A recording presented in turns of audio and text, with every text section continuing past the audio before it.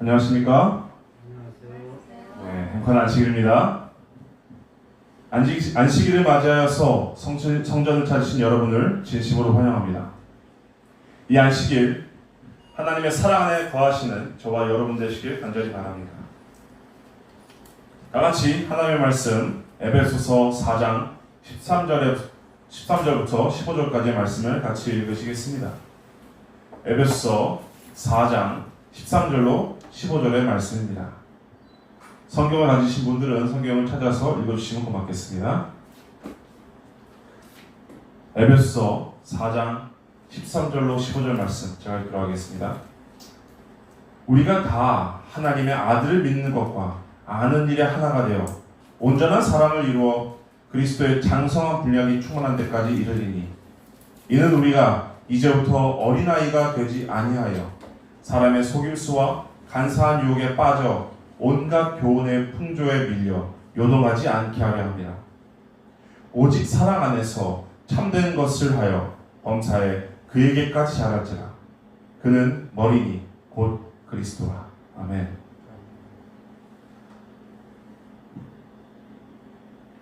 오늘은 기본결의 11번째 말씀, 그리스도 안에서 자라남이라는 내용으로 같이 말씀을 연구하시겠습니다.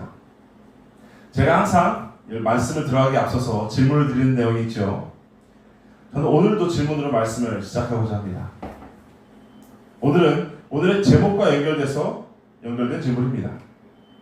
자, 여러분, 열매가 자라남에 있어서 가장 중요한 것은 무엇일까요? 열매가 자라남에 있어서 가장 필요한 것은 무엇일까요? 무엇이겠습니까? 자, 열매가 자라난다는 의미가 무엇일까요? 이 열매가 자란다는 것은 이 열매가 땅에 떨어져서 싹을 틔우고 줄기가 자라고 그 줄기가 꽃이 피고 다른 열매를 맺는 것을 이야기합니다. 자, 이 열매, 다른 말로 하면 씨앗인데요. 이 씨앗이 자라기 위해서는 뭐가 필요하죠? 가장 먼저 햇빛이 필요합니다. 그죠? 그리고 또 모든 생명체에게 필수적으로 필요한 것이 있는데 그것이 바로 물입니다. 또 산소가 있어야 되고요. 또 땅이 있어야 그 열매는 그곳에서 굳건히 뿌리를 내립니다. 하지만 정말 중요한 것은 그 모든 것에 앞서서 그 열매가 자라나기 위해서는 땅에 떨어져서 죽어야 한다는 것입니다. 자, 열매가 땅에 떨어져서 썩지 않으면, 즉 뿌리를 내리지 않으면 그 안에 있는 이 생명인 새싹은 나오지 않는 것입니다. 제가 이것을 물어보는 이유가 무엇일까요? 오늘 주제는 여기 보시는 대로 그리스도 안에서 자라남이라는 내용입니다. 이 말은 우리가 지금까지 나누었던 내용들을 생각해서 볼 때 저와 여러분은, 우리는 그리스도를, 예수 그리스도를 통해서 맺어진 열매라는 것입니다. 우리가 무엇이라고요? 예수님을 통해서 얻어진 열매라는 것입니다. 그런데 이 열매에게는 한 가지 목적이 있다는 것입니다. 이 열매에 한 가지 목적이 있는데 그 목적은 바로 다른 열매를 맺는 것입니다. 예수 그리스도를 통해서 맺어진 이 열매인 저와 여러분의 삶에서 우리는 어떻게 성장하고 어떻게 자라나가는 것일까요? 오늘 우리는 예수님 안에서 새롭게 태어난 열매로서 거룩한 소망을 가지고 있는 그리스도인들에게 우리 영적 성장을 위해서 실제적인 영적 성장에 이르는 방법이 무엇인지에 대해서 성경을 통해서 함께 그 답을 찾아가고자 하겠습니다. 기본교리 11장 그리스도 안에서 자라남에 대해서 믿음의 신조는 이렇게 이야기하고 있습니다. 십자가에 달려 돌아가심으로써 예수께서는 악의 세력에 대해 승리하셨다. 지상에서 봉사하시는 동안 귀신의 영들을 진압하신 분께서는 그들의 능력을 깨뜨리시고 그들의 궁극적인 파멸을 확실하게 하셨다. 예수의 승리는 평화, 기쁨, 그리고 그분의 사랑에 대한 확신 가운데 그분과 동행하는 우리에게 아직도 우리를 통제하려고 하는 악의 세력에 대한 승리를 준다. 지금 성령께서는 우리 속에 거하시며 우리에게 힘을 주신다. 우리의 구주이시며 주님이신 예수께 계속해서 우리를 위탁할 때 우리는 과거의 행위의 짐에서 벗어난다. 우리는 더 이상 어둠, 악의 세력을 두려워함, 무지, 그리고 이전의 삶의 무의미함 속에서 살지 않는다. 예수 안에 있는 이 새로운 자유 안에서 우리는 매일 기도를 통해 그분과 교제하며 그분의 말씀을 먹으며 그 말씀과 그분의 섭리를 명상하며 그분을 찬양하며 그분의 품성과 같아지는 데 이르도록 성자하라는 요청을 받는다. 그분의 구원에 대해 증언하는 일과 우리 주변에 있는 사람들에게 사랑의 봉사를 하는 일에 우리 자신을 드릴 때 성령을 통해 계속적으로 우리와 함께 하시는 그분의 임재는 매 순간마다 매일 그것을 영적 경험으로 전환시킨다. 아멘.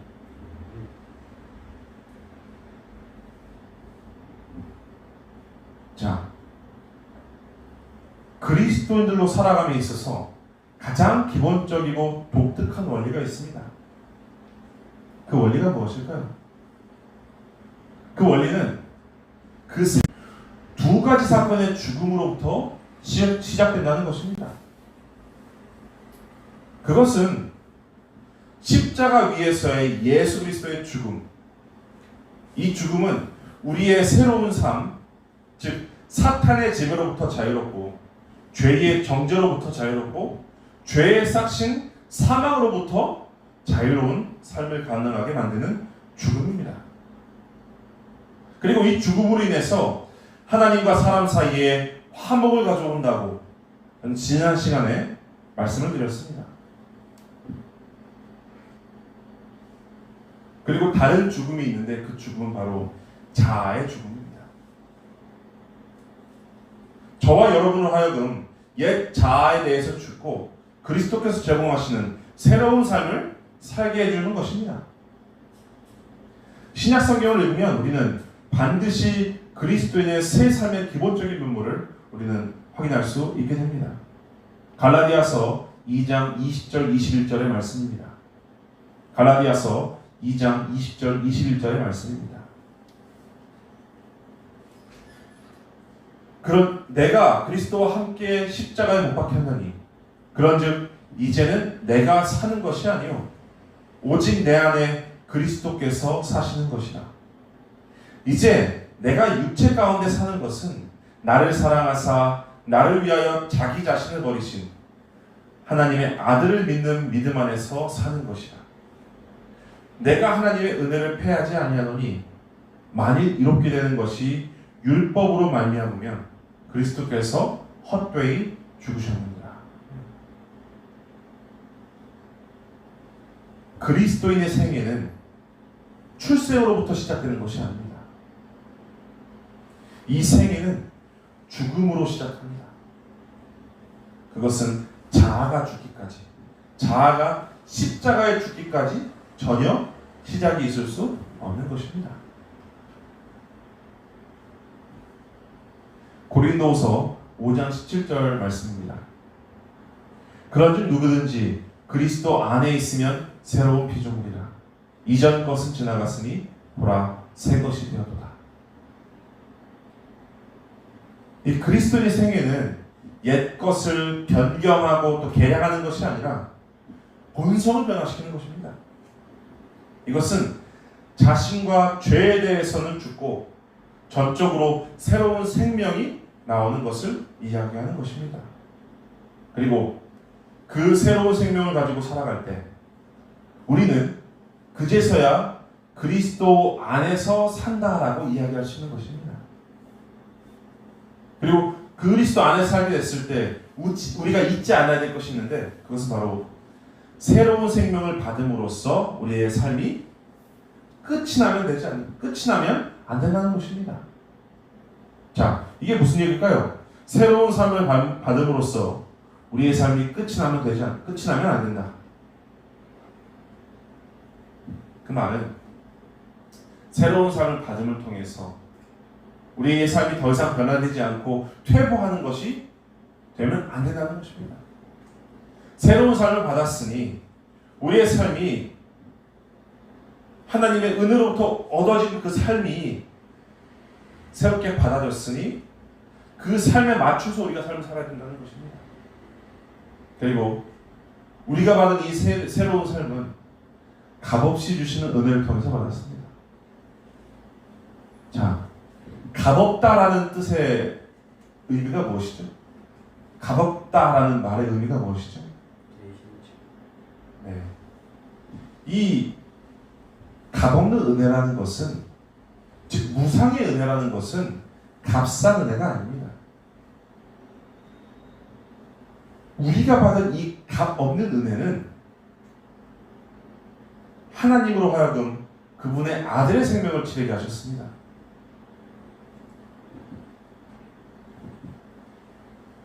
본회포는 이렇게 이야기합니다. 값싼 은혜는 회개 없는 용서를, 교회의 훈육 없는 칭례를, 고백 없는 성찬식을, 개인적인 고백 없는 서제를 설교한다. 값싼 은혜는 제자됨이 없는 은혜, 십자가가 없는 은혜, 살아계시고 성육신하신 예수 그리스도가 없는 은혜이다라는 것입니다. 우리가 받은 이 은혜는 값 없는 은혜이지 값싼 은혜가 아닙니다. 이에 대해서 사도 바울은 고린도후서 6장 1절에서 이렇게 호소합니다. 하나님의 은혜를 헛되이 받지 말라. 하나님께서 주시는 그 값없는 은혜를 낭비하지 말라는 것입니다. 이에 따르면 우리가 그리스도 안에서 자라난다고 하는 것은 매일 값없이 부어주시는 은혜를 통해서 성장하는 것입니다. 그리고 이것은 다시 말하면 매일의 그리스도의 뜻을 반영하고 또 그분의 길을 걷게 되도록 매일같이 성장한다는 것을 이야기하는 것입니다. 자, 그렇다면 영적인 성장에서 필요하고 중요한 특징은 무엇이 있을까요? 영적인 성장에서 필요한 것이 무엇이 있을까요? 저는 오늘 그것을 6가지로 설명을 드리고자 합니다. 좀 많죠? 근데 굉장히 중요하기 때문에 6가지를 다 설명드릴 것입니다. 첫 번째는 성령 하나님입니다. 요한복음 3장 5절에는 예수께서 대답하시되 진실로 진실로 내게 이르노니 사람이 물과 성령으로 나지 아니하면 하나님의 나라에 들어갈 수가 없느니라 라고 말씀하셨습니다.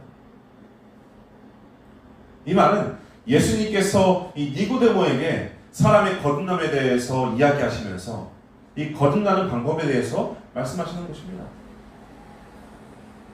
자, 우리가 여기서 주목해야 되는 것은 사람이 하나님의 자녀로 거듭나기 위해서는 꼭 필요한 것이 있는데 그것은 바로 성령의 역사가 반드시 필요하다는 사실입니다. 그리고 이것은 사람이 거듭난 이후에도 마찬가지로 성령이 필요하다고 성경은 이야기하고 있습니다. 요한복음 16장 13절 말씀입니다. 그러나 진리의 성령이 오시면 그가 너희를 모든 진리 가운데로 인도하시리니 그가 스스로 말하지 않고 오직 들은 것을 말하며 장래 일을 너희에게 알리시리라. 아멘. 성령 하나님께서는 거듭난 자들을 진리 가운데로 이끄시는 역할을 하신다고 성경은 다시 한번 강조하고 있는 것입니다.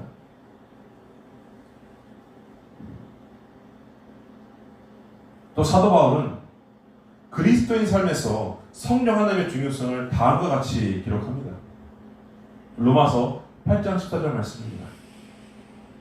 무릇 하나님의 영으로 인도함을 받는 사람은 곧 하나님의 아들이라. 자, 하나님의 영을 인도받는 사람, 하나님의 영을 통해서 인도받는 사람은 뭐라고요? 하나님의 자녀가 된다는 것입니다. 누구든지 장성한 그리스도인으로서 성장하기 위해서는 무엇보다 성령의 도우심을 간절히 구하는 마음을 가지고 있어야 되는 말을 이야기하는 것입니다. 성경주 한 절 더 보겠습니다. 예수님이 역시 성령의 사역에 대해서 요한복음 14장 26절에 이렇게 말하고 계십니다. 보혜사 곧 아버지께서 내 이름을 보내실 성령, 그가 너희에게 모든 것을 가르치고 내가 너희에게 말한 모든 것을 생각나게 하리라. 네. 누구든지 그리스도 안에서 성장하기를 원하는 사람은 성령 하나님을 의지하는 자세를 반드시 가져야 되는 것입니다. 그리고 그렇게 되었을 때 많은 성경 구절에서 약속했듯이 성령의 인도를 따라서 좌로나 우로 치우치지 않는 영적인 성장의 꿈을 누리게 될 것이라는 것입니다. 그리스도인의 생애가 영적으로 성장하기 위해서는 그 두 번째로 사랑의 생애를 살아야 합니다. 예수님께서 이 땅에 사시면서 사람들에게 보여주신 모범 속에서 우리가 기억하는 것이 있습니다. 그리고 기억해야 되는 모습이 있습니다. 그 모습은 바로 예수님께서 우리에게 보여주신 사랑의 모습일 것입니다. 특히 죄인들을 위해서 자신을 십자가에서 희생하신 그 무한한 사랑의 정신이야말로 우리 그리스도인들이 닮아야 할 가장 높은 표준이 될 것입니다. 그것을 볼 때 그리스도인으로서 성장하기 원하는 사람들이 반드시 기르어야 하는 노력은 이것인데, 바로 예수 그리스도의 사랑을 똑같이 실천하기 위해서 노력하는 것입니다. 예수님께서는 사랑이야말로 그리스도인들이 반드시 실천해야 될 새 계명이라고 성경에 기록하고 계십니다. 자, 요한복음 13장 34절 말씀입니다. 새 계명을 너희에게 주노니 서로 사랑하라. 내가 너희를 사랑한 것 같이 너희도 서로 사랑하라. 자, 예수님께서 우리에게 주신 계명이 뭐라고요? 간단하게 얘기하면 서로 사랑하라고 얘기하는 것입니다. 자, 그런데 이 말씀을 읽으면서 한 가지 고민이 생겨나는 것입니다. 자, 그 고민이 무엇이냐? 그것은 우리가 사랑할 때, 다른 사람들을 사랑하게 됐을 때 그리스도인으로서 성장을 경험할 수 있냐라는 것입니다. 사실 사람이기 때문에 우리는 사랑을 하고 있습니다. 그런데 중요한 사실은 우리가 누군가를 사랑한다는 것은 그 사랑이 사랑할 만한 이유와 조건을 충분히 가지고 있기 때문입니다. 자, 뭐 때문에 사랑한다고요? 조건이 있다는 거예요. 그 사람을 사랑할 이유가 있다는 것입니다. 자, 예수님께서 명령하신 사랑이 이것이었을까요? 예수님께서 명령하신 사랑은 무엇일까요? 예수님께서 명령하신 사랑, 이 사랑은 조건적인 사랑이 아닙니다. 만일 예수님께서 조건적으로 사랑하셨다면 예수님께서는 저와 여러분을 위해서 십자가를 지시지 않으셨을 것입니다. 자, 그 이유를 한번 생각해 볼까요? 사실 이 예수님께서 십자가를 지신 그 순간을 보면 사람들을 사랑할 만한 조건이나 이유가 전혀 존재하지 않았다는 것을 우리는 확인할 수 있습니다. 한번 보시죠. 예수님의 제자라는 사람들은 모두 도망갔습니다. 또 예수님의 도움과 친절을 받았던 사람들은 그 자리에서 멀리에서 예수님을, 이 죄 없는 예수님을 비난하고 조롱합니다. 심지어 그 십자가 자리에서 예수님을 모욕하는 그런 사람들도 있었다는 것입니다. 그러나 중요한 사실은 그 순간에도 예수님께서는 그들을 사랑하셨습니다. 아니, 정확히 말하면 예수님께서는 단 한순간도 그들을 사랑하지 않은 적이 없었습니다. 그리고 그 조건 없는 사랑으로 죄인들을 위해서 자신의 생명을 십자가에서 내어주신 것입니다. 이것이 예수님께서 본으로 보여주신 사랑입니다.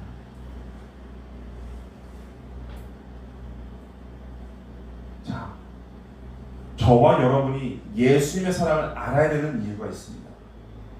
그 이유는 예수님께서 우리에게 원하시는 그 사랑도 이러한 사랑이기 때문입니다. 요한복음 15장 12절의 말씀입니다. 내 계명은 곧 내가 너희를 사랑한 것 같이 너희도 서로 사랑하라 하는 이것입니다. 아멘. 그리스도인으로서 영적인 성장을 이루기 위해서 우리는 이 사랑을 지식적으로만 알고 있는 것에서 그쳐서는 안 된다는 것입니다. 예수님께서는 이 사랑을 계명이라고 말씀하심으로써 저와 여러분의 삶에서 실천해야 되는 것이라고, 실천해야 되는 점을 분명히 말씀하고 계시는 것입니다.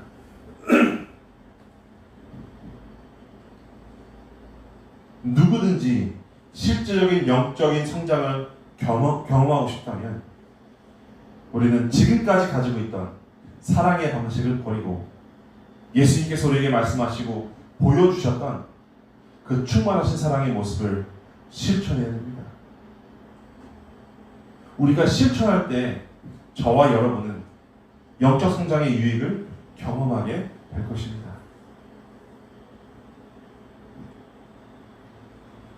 세 번째로 영적인 성장을 위해서 실천해야 되는 것이 있는데 그것은 하나님의 말씀을 연구하는 것입니다. 그리스도인들은 매 순간 성장하기 위해서 노력하고 있습니다.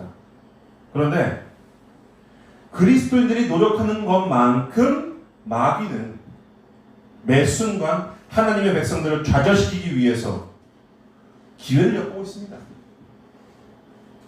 그리고 조금의 틈만 보이면 우는 사자같이 달려들어서 맹렬한 공격을 퍼붓습니다.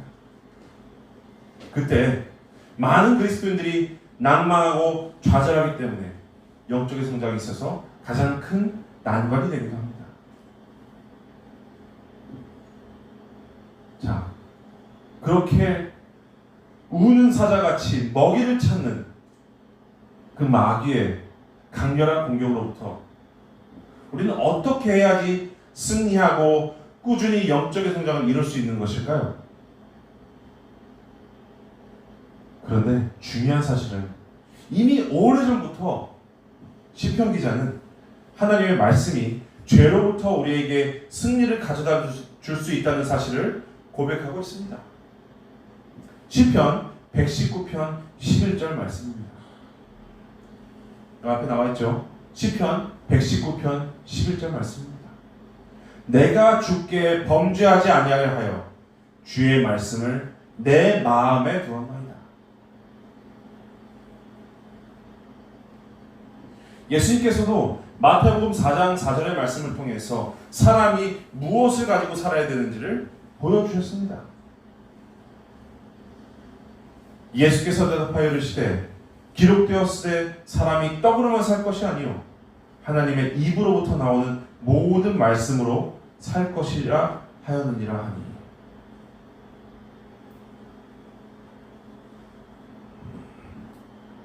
하나님의 말씀은 마귀의 유혹을 물리칠 수 있는 가장 강력한 무기입니다. 그리고 하나님의 말씀을 통해서 우리는 마귀의 그 어떤 공격에도 실패하지 않고 끊임없는 영적인 성장을 이룰 수 있게 되는 것입니다. 또한 사람이 성장하기 위해서 영양이 풍부한 음식을 섭취해야 되듯이 그리스도인들은 가장 좋은 영양분이 있는 무엇이죠? 하나님의 말씀. 그 말씀을 통해서 영적인 성장을 이룰 수 있는 것입니다.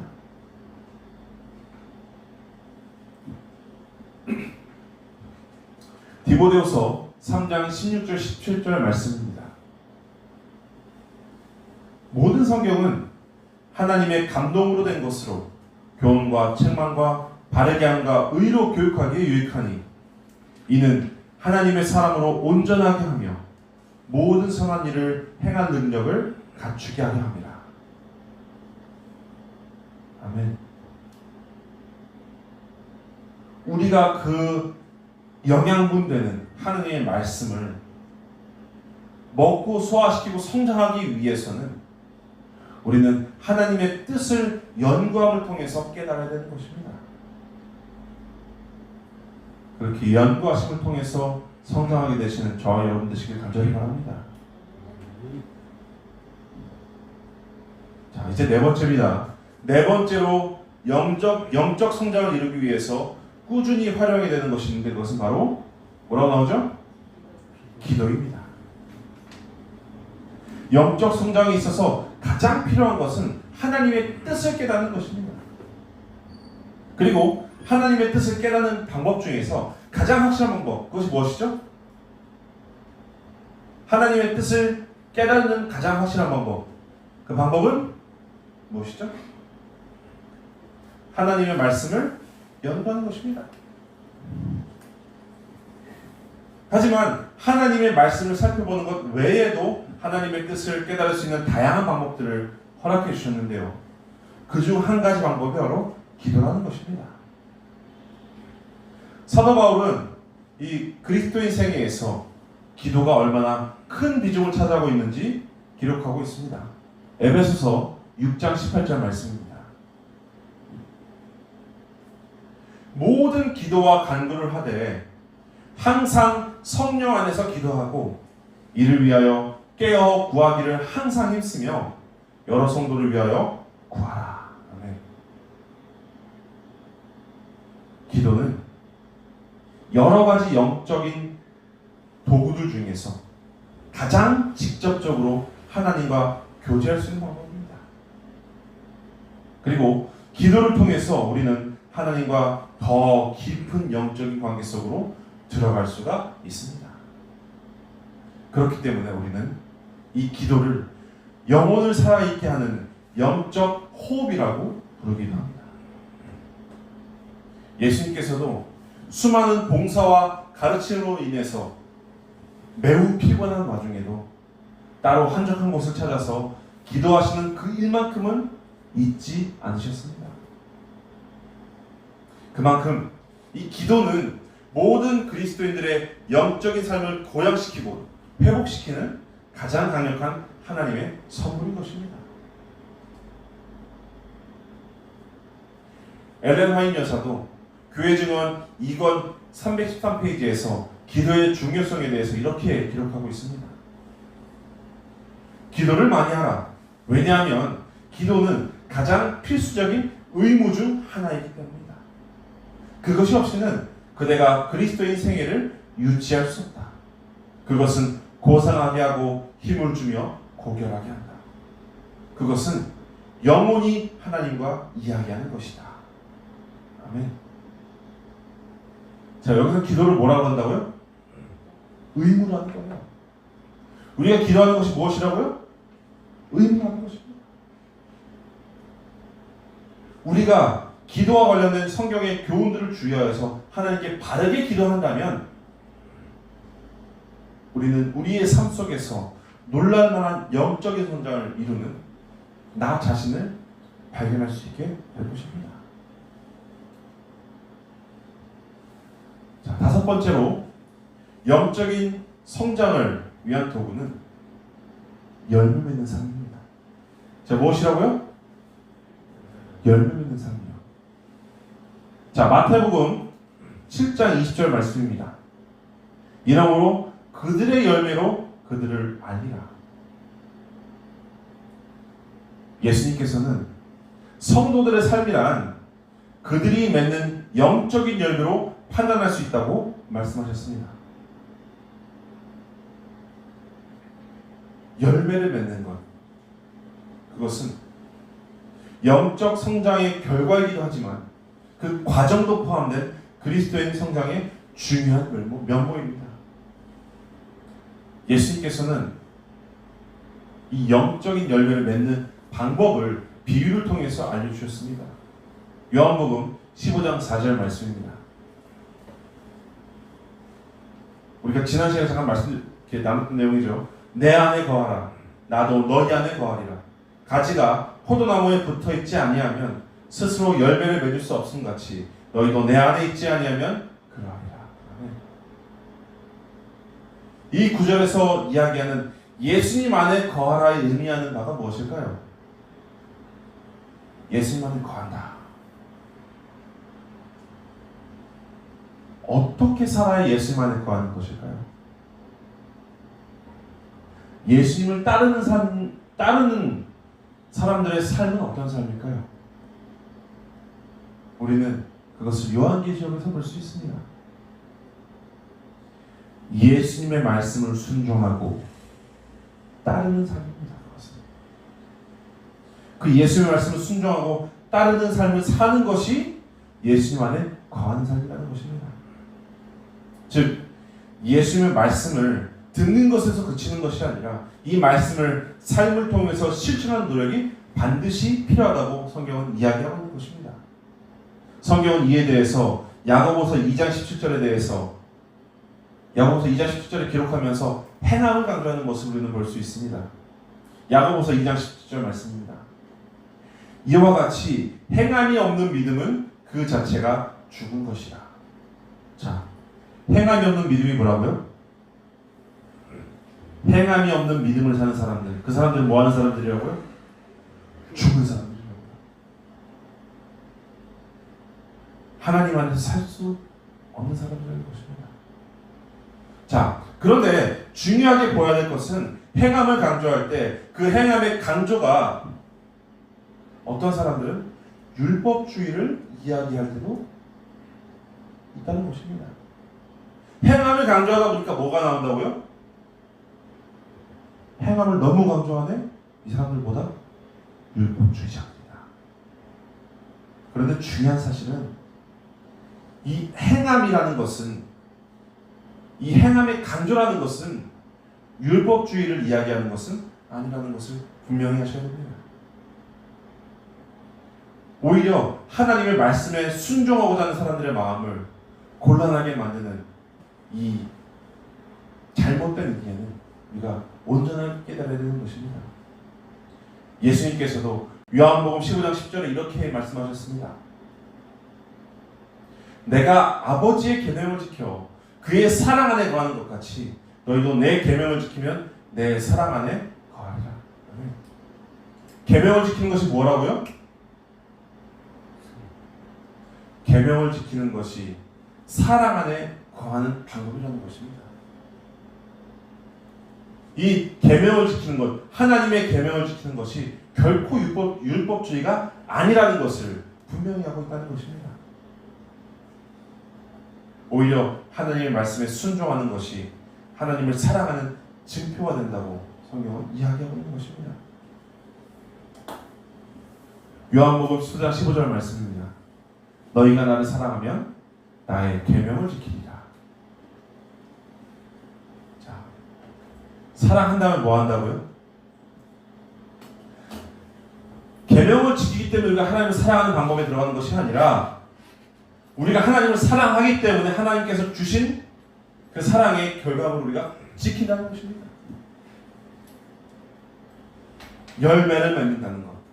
다시 말해서 하나님의 계명과 말씀에 순종하면서 하나님의 뜻에 따라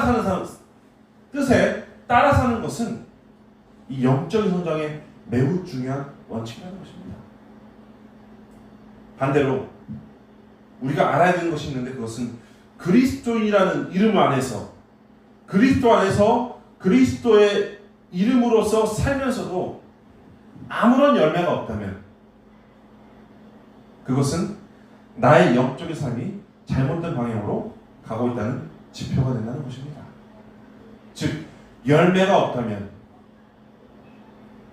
우리는 잘못했다는 것입니다. 돌아가야 된다는 것입니다. 여섯 번째로, 마지막으로 영적인 성장을 위해서 필요한 것이 있는데 그것은 바로 예배입니다. 영적 성장은 결코 개인적인 것이라고 말할 수 있지만 그 과정은 결코 개인이 혼자서 이뤄낼 수 있는 것이 아니라는 것입니다. 하나님께서 세우신 교회라는 것은, 이 교회는 영적 성장을 돕는 가장 유용한 도구입니다. 그리고 그곳에서 다양한 그리스도인들이 함께 모여서 영적인 성장을 이루기 위해서 협력하는 곳, 그곳이 바로 우리가 지금 모여있는 교회라는 것입니다. 히브리서 10장 24절 25절의 말씀입니다. 서로 돌아보아 사랑과 선행을 격려하며 모이기를 패하는 어떤 사람들의 습관과 같이 하지 말고 오직 권하여 그날이 가까움을 볼수록 더욱 그리하자.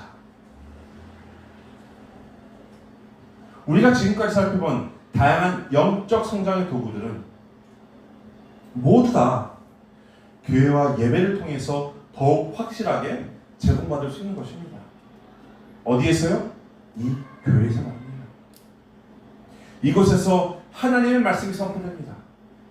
그리고 함께 기도합니다. 그리고 영적인 열매를 맺기 위한 다양한 노력들이 이곳에서 이루어지기 때문입니다. 영적 성장을 바라는 사람들은 누구나 교회에 출석해서 같은 목적을 가지고 있는 성도들과 함께 더 높은 표적을 향해서 힘있게 나아가는 그 경험을 할 수 있게 되는 것입니다. 어디에서요?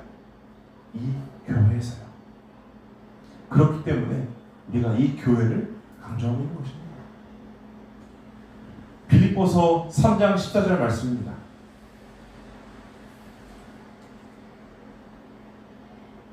편대를 향하여 그리스도 예수 안에서 하나님이 위에서 부르신 부름의 상을 위하여 달려가노라. 아멘.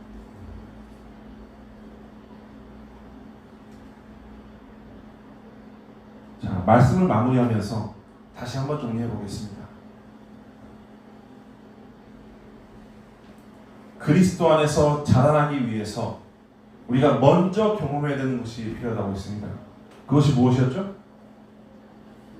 그것은 죽음이었습니다. 무엇이라고요? 죽음이라고요. 그 죽음은 그리스도의 죽음과 나의 죽음이라고 말씀드렸습니다.